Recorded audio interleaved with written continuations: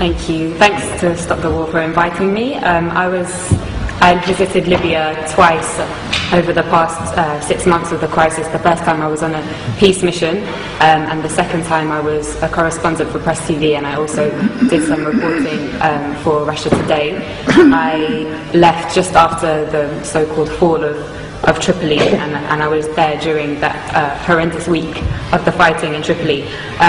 Dan's I think really well contextualized how the war in Libya is a war on Africa, but I'd just like to add something. Dan mentioned how NATO have been targeting the over 100,000 soldiers in Libya, but there were also thousands of ordinary men and women. There were a lot of women who volunteered since the beginning of the crisis to defend their country, and they were armed by the government. And during that week in Tripoli when the fighting began, I witnessed how ordinary men and women took up the weapons that they had been trained to use during that 6 months to defend their country. So I'm going to, as a journalist, I'm going to talk a little bit about the role of the media, and this has been an incredible media war. Dan alluded strongly to the criminalization of the Libyan government and Gaddafi. So the media said that thousands of people were about to be killed in Benghazi, but they never showed us any evidence. They said that 6,000 people had been killed by the government. Human rights organizations have confirmed that approximately 250 have died from both sides. They said that the Libyan government was attacking its own people from the air, and Russian intelligence satellites have since shown us that this was impossible. They said that the government was hiring mercenaries from elsewhere in Africa. They never showed us the evidence. Instead, we saw the videos of black Libyans and other black Africans being lynched in public squares by NATO's ground troops, the rebels, with scores of people filming on their mobile phones and Western special forces looking on. They said that Gaddafi was hated by his people, but they never showed us the 1.7 million people in a country of 6 million in Green Square on July the 1st. All the masses in Tarhuna, in Sabha, in Beni Walid, in Sirte, and across the country who demonstrated to pledge their allegiance to their leader and to the Jamahiriya. They never showed us the masses, as I said, of ordinary men and women who had accepted the government's offer of weapons to defend their families, neighborhoods, and country from people who wished to condemn them to enslavement, to imperialism. They said they were targeting Gaddafi's military forces. They ignored the 33 children, 32 women, and 20 men who I saw buried in the small and traditional port town of Majer in Zlitan in early August. They said on August 20th or the 21st that Tripoli fell without resistance. But they didn't tell us that in 12 hours alone, 1,300 people were massacred in that city and 900 were injured. They said that Tripoli fell without resistance, and that Saif al-Islam had been arrested and captured, and that Gaddafi's compound Bab al-Ziza was taken by the rebels.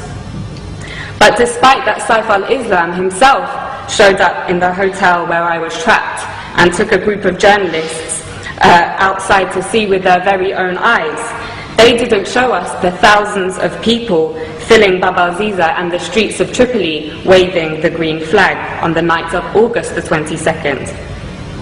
They said that Tripoli fell without resistance. But they didn't show us that in the 24 hours after those journalists from all the West's major networks had seen that site, that Bab al-Ziza alone was pounded 63 times with NATO bombs. They didn't show us how all the gatherings of the people to defend their capital, from those who wished to send them back to the times of colonial puppet King Idris, were attacked with missiles and Apache gunships. They didn't show us how the brave people of Abu Slim, the poorest area in Tripoli, and the staunchest area of support for Gaddafi, resisted for 5 days until on August 24th, NATO attacked anything that moved and piles of bodies lined the streets. They told us that the country was liberated.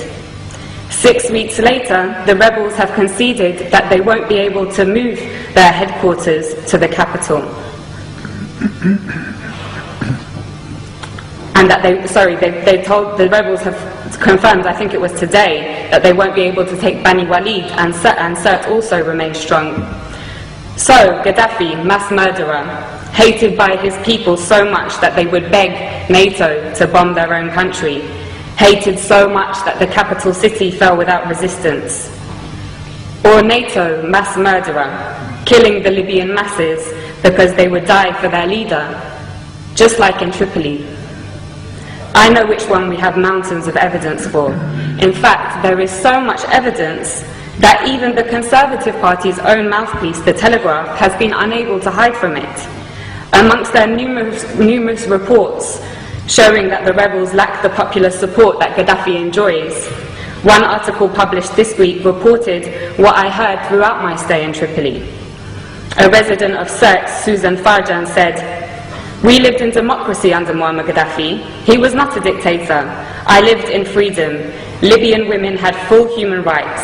It isn't that we need Muammar Gaddafi again, but we want to live just as we did before." In the same article, 80-year-old Mabruka says, "Life was good under Gaddafi. We were never afraid." Again, in the same article, another elderly lady says, "They are killing our children. Why are they doing this? For what? Life was good before." And yet another says, "Everyone loves Gaddafi, and we love him because we love Libya. Now the rebels have taken over, we might have to accept that. But Muammar will always be in our hearts."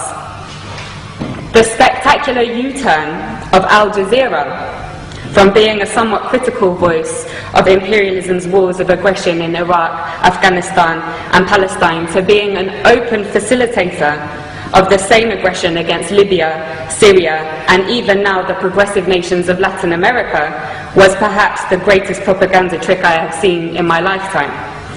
Co-opting the support of their faithful Arab viewers in the West, whose voices garnered particular prominence during the fashionable so-called Arab Spring, was an important move in order to get all progressive circles in the West to join in the essential criminalization of Gaddafi, when those very circles should have, in contrast, been elevating the status of the not-so-fashionable Libyan Jamahiriya and learning from it. Now all cards are on the table. Al Jazeera's Director General Wada Kanfar has resigned following the release of WikiLeaks cables, which revealed he has been taking orders from none other than the CIA. He has been replaced by a member of the Qatari royal family, which has been heavily engaged in the war against its fellow Arab brothers and sisters in Libya. But despite the role of Al Jazeera being clear as day now, it continues to get away with the same tricks of tugging on the liberal heartstrings of westernized audiences with its stories about how people in sovereign states of the global south's greatest tragedy is their lack of Western democracy, never mind that it has failed in the West. But despite Al Jazeera's interest in championing this ideology is obviously straightforward. It hosts the United States' largest military base in the Middle East, CENTCOM, and they are, of course, close friends. Leaving the Rixos Hotel, where I had been trapped for 5 days, was the most surreal and probably the worst day of my life. It was a bad day. The safe, secure, welcoming city, full of life and warmth that I had driven through days previously had transformed.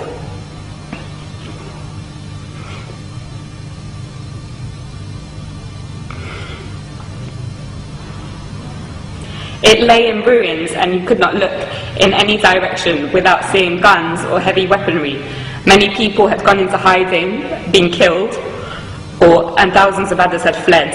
And the people that I knew who remained, who had been the very people who had helped me to learn about the glorious recent history of Gaddafi's Libya, were inevitably traumatized and in a complete state of shock.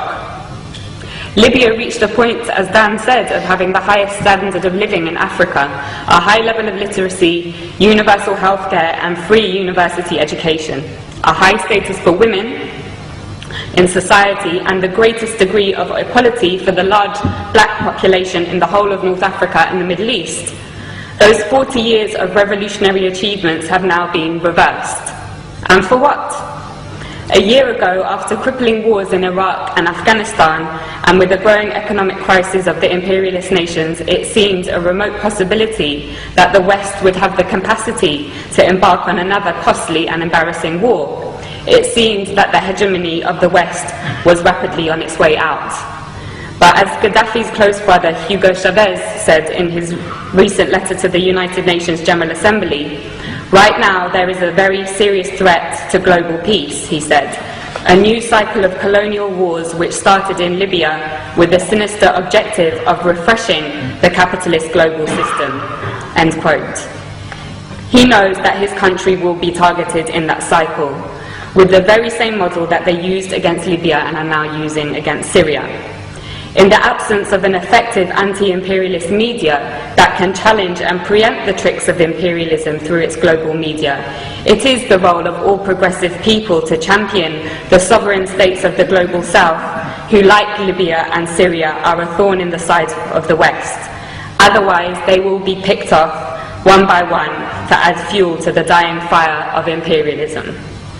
And on that note, I want to end with my wholehearted thanks to the heroic Green Libyan resistance, which continues to amaze the world in their ability to stave off the world's most powerful military machine. As Gaddafi said, not only are they defending Libya, but also Syria, Iran, Algeria, the African continent, and the entire global south. Thank you.